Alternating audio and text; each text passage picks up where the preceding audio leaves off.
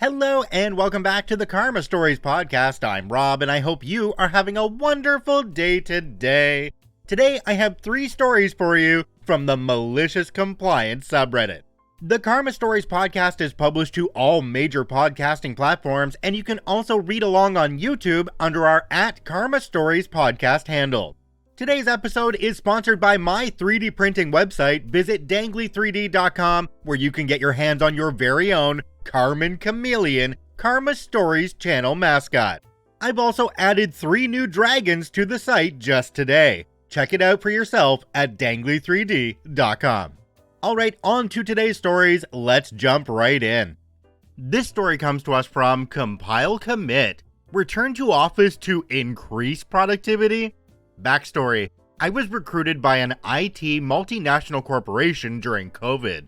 My manager is extremely chill and an outstanding leader. My grandfather, manager's manager, is a stickler for rules. For the purpose of this post, I will address my manager as Sam and my grandfather as Murad. I work as infrastructure and configuration manager. Work passes through my gate first, and if I don't pass it, it doesn't go to the next team. I act as a choking point of sorts, and any dip in my productivity becomes several folds down the line. However, apart from Sam, management is blissfully unaware of this dependency. Story: when I joined, there was no office in my city. My joining was at a city over 1,100 miles away. All joining formalities were done online. Since then, I have never been to the office, except for a 2-week workshop for which I was flown in by the company. 3 months ago, a new office has opened up in my city with just 14 people. My official location was transferred here to show the minimum number, 15, required to open an office as per bylaws.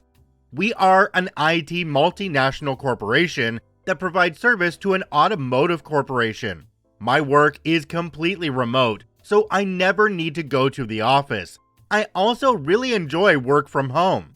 The company started elective work from office last year and hybrid at the beginning of this year, but everything was mostly dependent on manager's approval.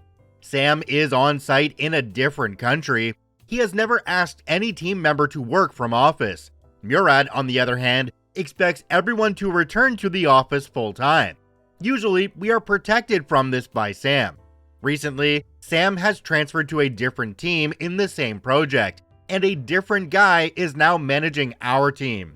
Sam remains as my manager, but I no longer get to collaborate with him on my work, which is a huge bummer. The new guy is new to the company and easily swayed by Murad. Murad is originally from my city and decides to come back to his city to oversee the new office. The first thing he decides is everyone in this city should work from office. The other 14 are not affected, as they were already working from office. They work with specialized hardware that is only available at the office. The only one affected is me. I try to tell him that this will reduce my productivity. He is not convinced. I discuss my situation with Sam. He sympathizes, but is not in a position to do something about it. Now, I am a tall guy with several orthopedic challenges. I need my workstation and chair of specific dimensions. At home, I have set it up over the last 3 years, but setting the same thing up at a new office is troublesome. However, I have been ordered to return to the office. Cue Malicious Compliance. On my first day at the office, 16-ish days ago, I talk to the building manager and present him with my workstation requirements. Each requirement mentions the corresponding OSHA violation if not adhered to. He tells me it will take 45 to 60 days to create and acquire my workstation up to the standards mentioned. I spend the next 2 weeks at the office relaxation zone, which has a chair on which I can be seated without hurting my back. However, it is not a work desk, so while I am at the office, I cannot work. Suddenly, everything is running really slow. Teams are sitting idly because work is stalled at my gate. There are bi-weekly deliveries across multiple milestones, about 6 to 12 deliveries every month. We missed 7 deliveries during that window. Murad is pissed, but has no idea why things are stalled. The new manager is also confused. This is escalated to the CEO, and he asks Sam to consult for his old project to see what went wrong. It takes Sam 30 minutes to realize that my gate is stalled. He asks me on Teams to join the call to discuss what's wrong. I am obviously not on my laptop. It takes a lot of back and forth, but eventually Murad himself gets out of his room and searches for me. However, the office relaxation zone is on a different floor. He cannot find me and decides to have a separate call the next day. He exits the call and catches me on my mobile. The conversation goes like this: "Where are you? I couldn't find you in our floor. Can you please come to my room?" Sure. I come to his room and tell him what the issue is. "Why didn't you tell me this 2 weeks ago?" I did. I told you making me come to the office will reduce my productivity. And the workstation issue is a building manager issue. It has nothing to do with you. Hence, I did not inform you. My manager knows about it. I had informed Sam when I joined the company. "Please work from home until your workstation is ready." Next day, which was last Friday, I am work from home. The call with Sam happens before lunch. CEO joins the call as well. Sam asks me why things are stalled at my gate. Before I say anything, Murad jumps in and says that it was a minor issue and that work will be cleared fast. But CEO wants to know what's what. So I present my case. Sam agrees with me when I mention my condition. He also mentions that this was specifically mentioned in his handover to the new manager when he left the team. I am then asked to leave the call and go back to my work. After lunch, there is another call among Murad, Sam, building manager, and me. Building manager informs us that it will cost the company $2,500 to set up my workstation. Since it is a non-standard workstation, it needs to be placed in its separate room. Room will be charged at $20,000 annually. It will take 30 days to get everything ready if we decide to go ahead. Murad tells me he will let me know what is decided by the coming Tuesday. It's Sunday today, and I decided to write this up after I received a call from Sam in the morning. Apparently, Murad is done working in his city and will go back next week. I can continue working from home. My workstation, chair, and separate room will be ready by the end of next month, and I am welcome to work from the office whenever I want. OP added a quick edit at the bottom that clarified a couple of things from the story. The first one says, "Grandfather. Manager's manager is called a grandfather in my culture. The hierarchy is described like in case of a family. Great-grandfather becomes grandfather's manager, and so on. We don't actually call them using these titles, but rather refer to them using the titles in conversation, or mails, or official documentation. For example, an official documentation about mobile bill reimbursements may say, mobile bills up to $50 is approved. Any hire will require grandfather approval.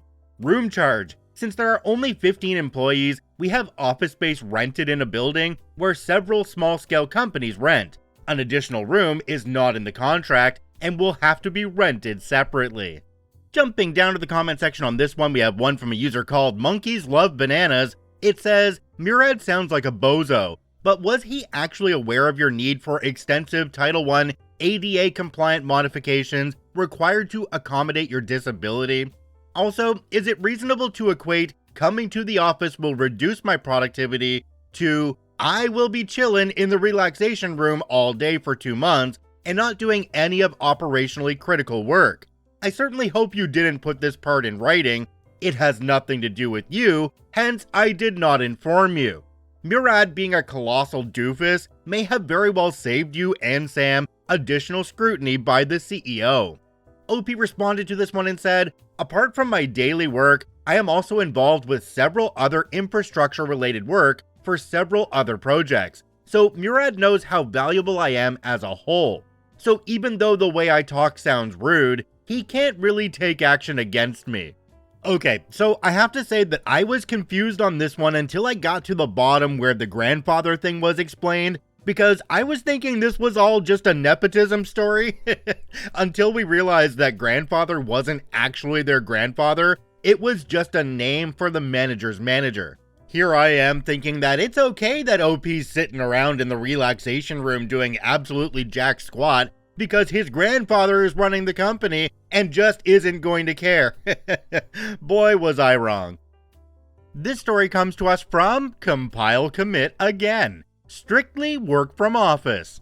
Backstory. This happened almost 10 years ago. I was looking for a change from my first job. My first company had a great work from home policy, so I was looking for an opportunity with a similar work from home policy.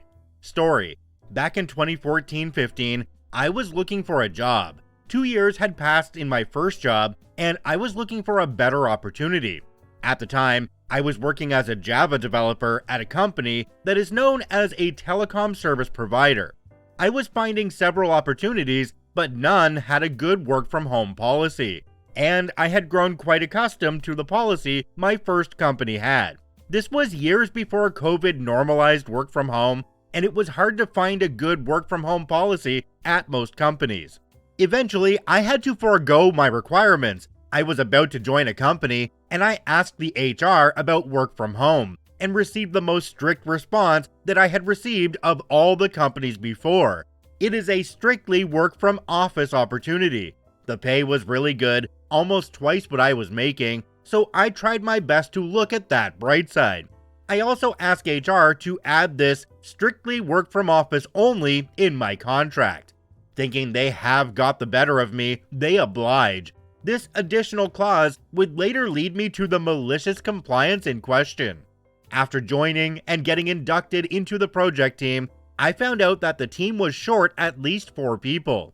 Due to this, everyone was overworked, and people were working 60 to 70 hour weeks while getting no overtime. I was the only one with my area of expertise, and I was taken as a replacement of someone who was about to leave. Beginning of the second week, and there is a meeting where the domain lead comes up and congratulates the team regarding their latest success, explains how the project has made the company a hefty profit, and how we're going to get a pizza party soon. I realized right then and there the toxic culture the company has, where people overwork without additional pay or promotion or bonus when it makes the company money. I make sure to get a locker at the office and start leaving my laptop at the office locker at the end of the day. For the first 3 weeks, this poses no problem, as I am getting training, knowledge transfer. Once my training is completed and the person training me leaves, I get my first batch of work. The work volume will easily take 80 hours. That's 2 business weeks. I am given 6 days to complete it. I work at my normal pace. At the end of the 6th day, lead asks me for the delivery of my part, and I say that I am only 60% done and it will take me another 4 days to complete. Apparently, that's not going to cut it, and I am pulled into a meeting with the project manager. He wants to know what the problem is. I tell him, this requires 80 hours. I have done about 6 days of work, which is 48 hours. I need an additional 4 days. He says, and I quote, "Work at home. That's why you have a laptop that you can take home." Cue malicious compliance. I politely apologize and say that I am unable to do so, as my contract says that I am prohibited to work from home. Manager is not convinced. He schedules a new meeting the next day with me and HR to go through my contract. There it is, in black and white, working from office only, working from home not permitted. I mentioned that I had tried my best to get work from home before joining, and was vehemently denied the opportunity to. Manager is at a loss of words. HR is also dumbfounded. Long story short, for the next 8 months, I worked at my normal pace. During end-of-year salary review discussion, I'm given the opportunity to work from home. I asked them to add an overtime clause that would pay me additional for every hour worked after 8 hours every day. They disagreed, and I disagreed to take work from home. Every other teammate refused work from home in their salary review and asked for overtime clauses as well. We stopped getting pizza parties. I completely agree with OP in this case. If you and your team are responsible for the company making a boatload of money, then there should be bonuses in place. You should get your pizza the profits. It really is only fair if you get your slice of the pie. If I were in OP situation here, I would be really crusty about this because I should have a bonus that has me rolling in dough. I just want some cheddar, but all I got was mozzarella. I'm gonna get oven roasted for all those puns. This story comes to us from Compile Commit again. Focus on the work at hand, right? You got it, boss. Backstory. Another story about Sam and Murad. My manager Sam is extremely chill and an outstanding leader. His manager Murad is a stickler for the rules. I work as an infrastructure and configuration manager. I also love automation and automate everyday tasks for myself, my team, and sometimes management as well.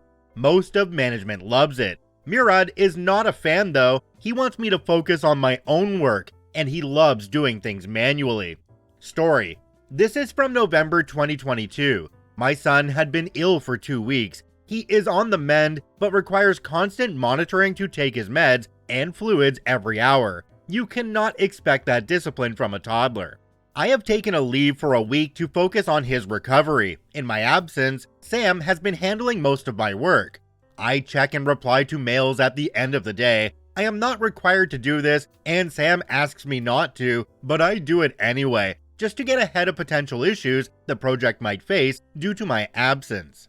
At the end of the week, a management meetup is scheduled. Now, only management, team managers, scrum masters, system architects is required for the call, but this type of management meetup is a potential goldmine for automation ideas, so I usually join in.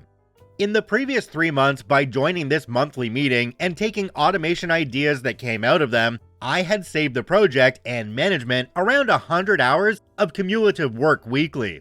The meeting starts on Friday morning. It's a regional holiday for a lot of people, so most have joined from home. About 20 people have joined. I have joined as well from my home. My son is seated beside me, and I'm teaching him how to play chess.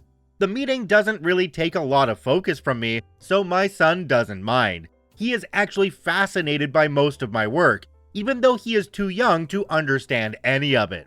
Most of my teammates and Sam knows my son, having interacted with him during several calls. Suddenly, Murad joins the call. He is usually never in this call, as he rarely gets along with the agenda or the way the call usually goes. The demeanor is usually pretty casual. People calling each other by names instead of official salutations. People talking in native languages sometimes. Murad, being everyone's boss and having a giant pole up his rear, commands a serious tone from every meeting he is in. However, on this very occasion, it seems he wants to join in on the casual camaraderie. He wants everyone to turn on their cameras. Everyone takes a minute, and the screen starts to light up with everyone's video. It seems most have hastily put on a formal shirt. Sam chimes in, asking me to keep my camera off because it's not required. Murad cuts in. The conversation goes like this. OP, you can keep your camera off, it's not required. OP is here? Must be to take minutes. He can turn his camera on as well. Actually, I'm on leave today. I joined in case my input is needed for any automation. That's fine, but please turn on your camera. It would be good for everyone to see everyone else. I turn my camera on. Both my son and I and the chessboard between us is visible. I am using a wide-angle camera.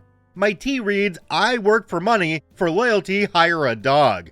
Murad's face was at its widest, and it came to rest after 6 seconds with a reduction rate of 1 millimeter per second. The rest of the conversation goes like this. OP, that T is not office appropriate. It is quite appropriate for home though, where I currently am. You also seem to be playing chess. I would suggest you take your work seriously. Please focus on the matter at hand. You are right, I should focus. Disconnect. In a call later, Sam said that while he explained to Murad that I was on leave, at that moment, in front of 20 other people, the sound of my disconnection felt surreal. It's 2024. My automations have saved the project around 430 hours, and the company 250 hours weekly. Murad never joins that call anymore. Jumping down to the comment section on this one, we have one from a user called LukeWom5846. It says, love it, well played, and thanks for sharing. Not that you have to justify your contributions, but Big Stick Manager should just stay in his lane if he isn't running the meeting or actually contribute. Sounds like middle manager syndrome to me.